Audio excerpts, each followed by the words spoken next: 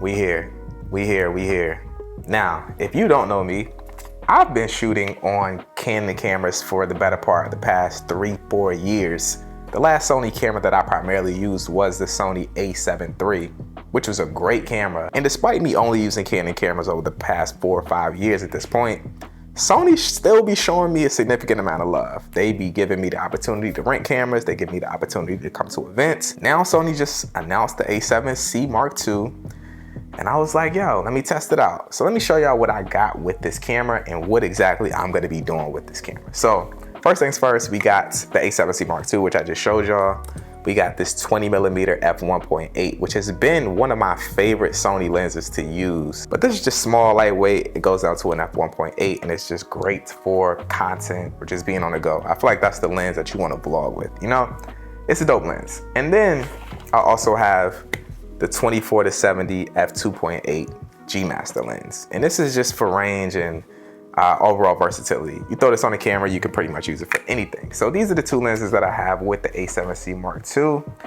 And I'm gonna be switching to this for the next 2 weeks. This is gonna be the only camera that I use aside from when I need to get shots of this camera for the next 2 weeks. For content, for YouTube videos, talking heads, whatever I do over the next 2 weeks, I'm gonna use this camera for. In this video today though, I just want to take it out and get acquainted with it. You know, I really don't have much experience with Sony cameras as of lately, so I got to figure out the nuances, how I should be exposing images, the quirks. I got to figure out the menu system, setting up the quick menus, all that sort of stuff like that. But my biggest issue with using Sony cameras in the past has just been the picture profiles. It's so many different options that I could choose. I can do Cine 4, HLG, S-Log2, S-Log3, Cinema Gamut, S-Cinetone. I'm gonna test out S-Log3 with the Cinema Gamut and see what we get, man. But just looking at this camera, overall look of it, I love this freaking body design. It reminds me of my X100V. It got the vintage frame on it. The grip feels good. It's small, it's lightweight. And one thing that I noticed when I pulled it out of the box is that this thing takes SD cards. And yo, I am so happy about that because testing cameras over the past couple of months, man, it's been a struggle for me because my C70 uses SD cards. I didn't have a CF Express card for the longest. I don't have CF Express Type B. It's a lot of different media for a lot of different cameras. So the fact that this takes SD cards, I am freaking ecstatic about. This is the last Canon clip you guys will see for a significant amount of time. All right, man, I gotta say bye to my camera.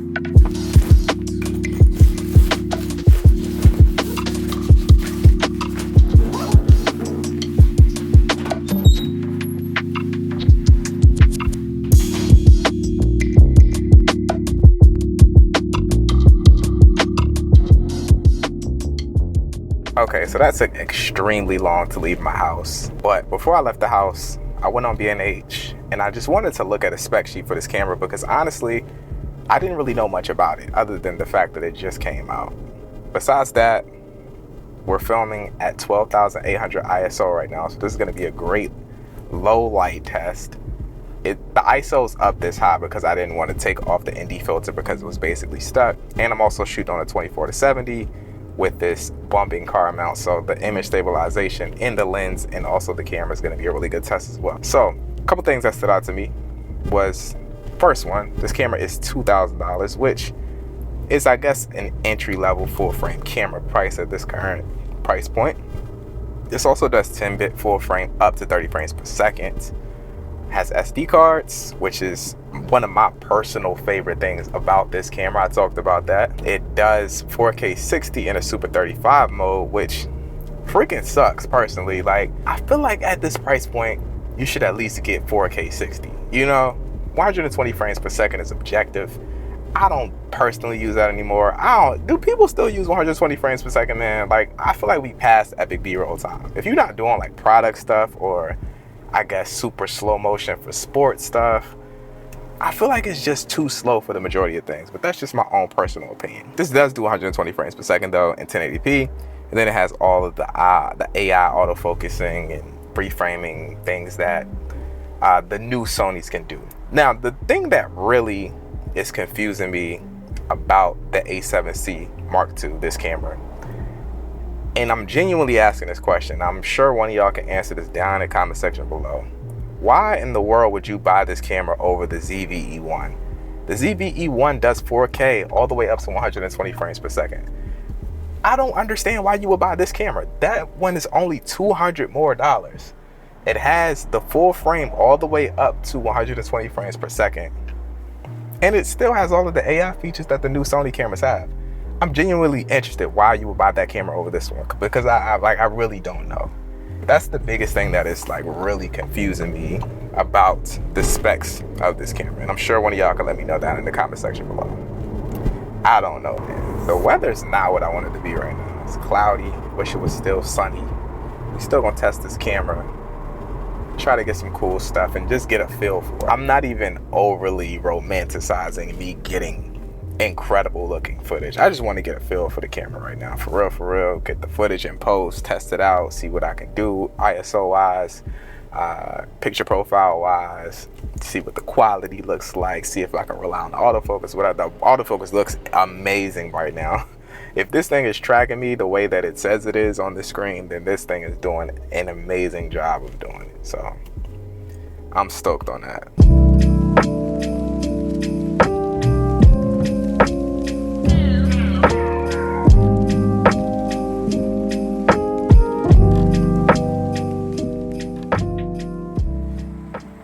You see me? All right, I think this is working. Okay. Right now I'm testing out the auto framing feature on the A7C Mark II.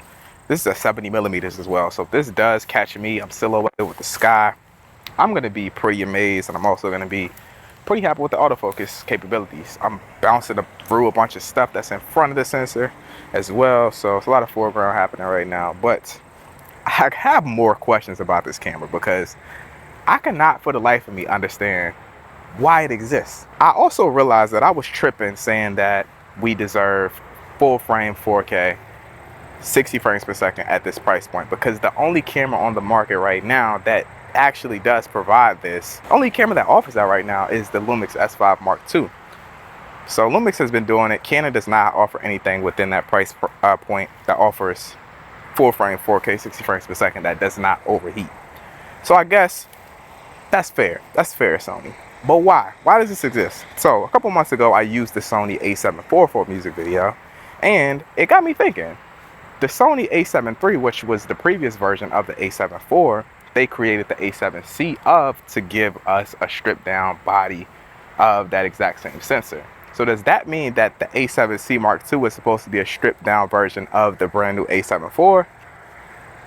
I don't know. I mean, I guess in that context it makes sense, but still, you have the Sony ZV-E right in the exact same price point. I'm genuinely interested. Let me know down in the comment section as well. Am I tripping? Because I'm thinking that Sony's flooding the market a little bit too much right now with cameras. I think it's great to have different systems and different bodies for different budgets, but within a $200 range for something that has so many overlapping features and has, like, I just don't get it. I just don't understand why this even exists. Not that it's a bad camera, not that my experience with it has been terrible. It's great as of right now. If this is catching me framing wise, autofocus is good, I'm gonna be freaking blown away. And if any of this footage actually looks like what it looks like on the screen when I get back to my computer, I'm gonna be amazed as well. It's not much happening creatively today. This is usually a video that I would keep in a can and actually go out and do these tests by myself and never share this with the world. But I think that if this is going to help me with my experience with the camera, it could potentially help somebody else who might be thinking about actually buying this camera. From what I can tell, I think it's a great camera, but I just can't for the life of me understand why it even exists.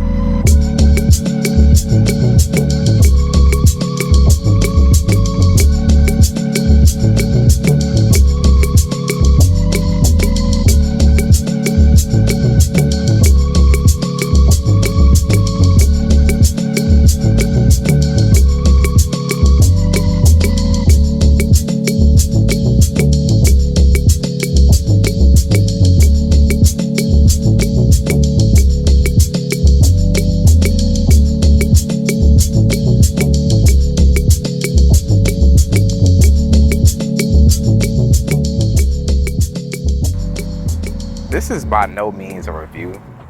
I'm gonna still use this camera over the next 2 weeks, get my feet wet with it, hopefully get a project done, maybe a music video of some sort, just to better my opinion about the camera. I feel like I actually have to use it.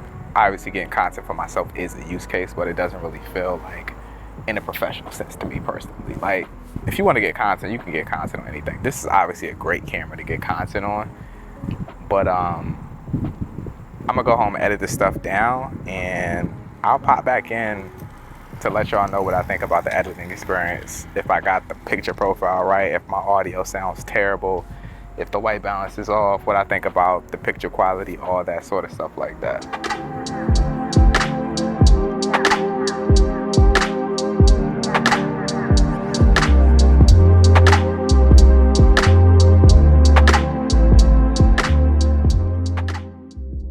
Recording audio. Check. Autofocus got me. Yo, my teeth look so different. I got Invisalign at the beginning of the year, and y'all probably did not even notice, but check out how my teeth used to look in this video that I shot just like a year ago. It's actually insane. All right, I realize this video is very wordy and super long, so if you made it to this part of the video, that's love. Comment this down below, and I'm gonna send you a special link to give you something for free, all right? Click that link and type in this phrase as a password, and you'll get a surprise, all right? That's love, that's just for y'all though. Okay, I've had some time with the A7C Mark II. I've even filmed some other stuff since starting this video, like my iPhone 15 Pro content, and I gotta say, I actually like using this camera a lot, and it's surprised me a lot because I didn't expect to enjoy using this camera as much as I do. All right, now there's a couple reasons why I really like using this camera. I think the first and probably the biggest thing is just the size, man. Like, when you use the C70, you get used to it, right? Like, it is smaller in comparison to a lot of other cinema cameras, but this camera compared to my C70 is literally night and day. And the fact that I can get sharper footage from this camera at a smaller size is like mind-blowing to me. And it has me legitimately thinking about like, yo, maybe I should just downsize my whole kit to something like this.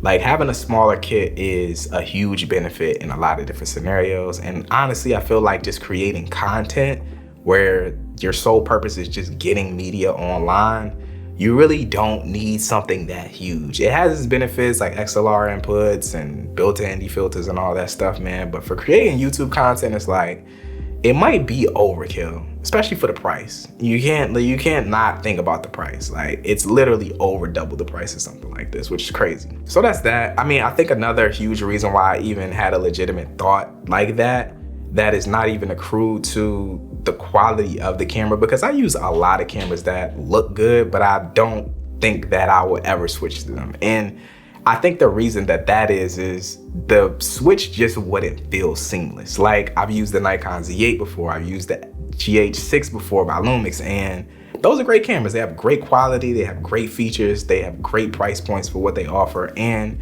I just don't enjoy using them like that. Like, the menu system just feels a little clunky to me. I think that the post-processing just isn't as seamless as I would like it to be. And I know that's a me thing. A great colorist can color any footage down and make it look good. And not to say that I can't do that, but I want the process to be fast. I'm constantly outputting content, I'm constantly doing professional work, and I don't want the camera to slow me down. And that's what comes with switching camera companies. That's why I don't switch as often as a lot of people think that I should switch. I'm in my zone and the stuff is flowing, and I know how to color grade, and I know how to operate the menu system, and that's why I don't switch.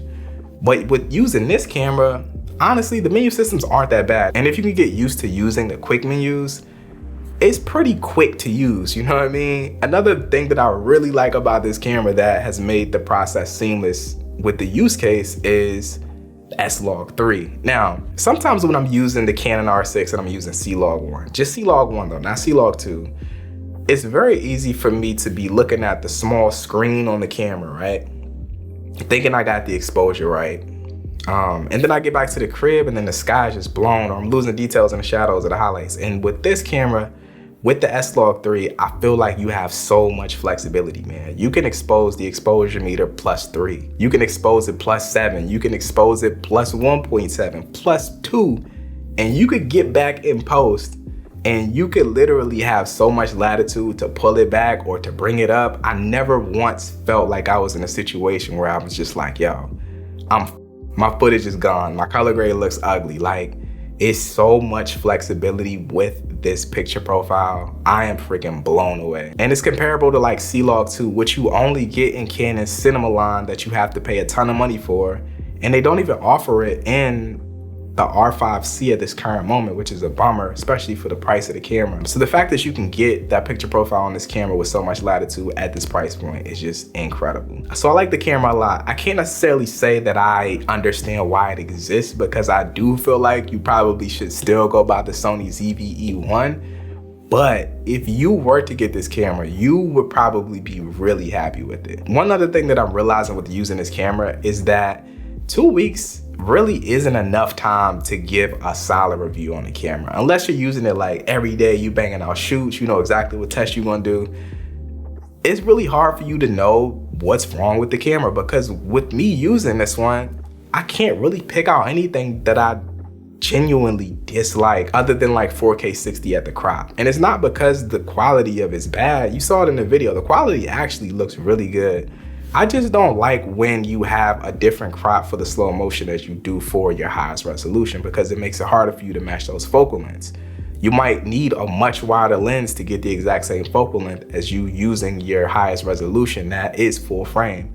So that in itself makes it really tricky for the user. I had that problem when I used the EOS R back in the day, because if I wanted to use 4K, I had to use it cropped, and then my 1080 slow motion was not cropped, and it just looked freaking weird. It's like I would rather the entire resolution be Super 35 or be full frame. I don't have a problem with either one of those sensors. I would just rather all the resolutions be consistent, because it makes it easier for you when you choose lenses. But I would say those are my final thoughts at this current moment. This camera is great. I like it. I'm still confused about why it exists, and you probably shouldn't buy it. You should probably go get the ZV-E1 unless you know why this camera exists, because I don't. Make sure to let me know down in the comment section, because it could be something that I totally missed, because I am 100% ignorant, and I'm aware of that. I'm cool with y'all blasting me in the comments saying I don't know nothing, because I really genuinely don't. And that's where the community aspect comes in. Y'all can tell me when I'm wrong, and y'all can enlighten me and actually teach me some things as well. But yeah, more A7C content coming soon. Make sure you guys stick around for that. If you enjoyed this video, make sure to drop it a like. If you're new to the channel, consider subscribing.